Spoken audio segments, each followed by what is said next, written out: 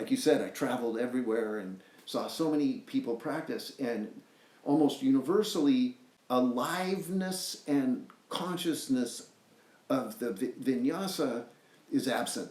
So it's almost, there's so many vinyasas, so many lift ups and jump backs and up dog, down dog, jump through, that it just becomes this sort of throwaway thing that you do. You do it by habit and not by, not skillfully, and not bringing consciousness or like singling out each time you lift up and jump back and do these things. And so that book, it's got a photograph of every single jump back and jump through, and a brand new set of instructions. Upward dog is described 75 different times.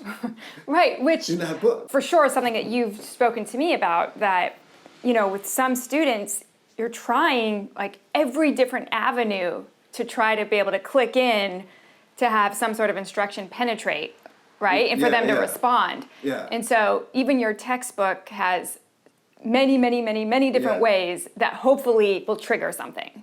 Yeah, and also illustrate to you that the world is constantly changing. We know that, just obvious physics, right?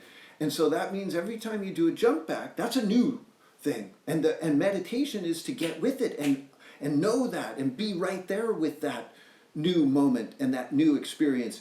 What's weird is we do this repetitive practice to get in touch with this constant change, and that book illustrates it. It keeps describing it in just a little bit different way, and it's very monotonous in one sense, but in another sense, it's every time you come up out of a pose, you stop.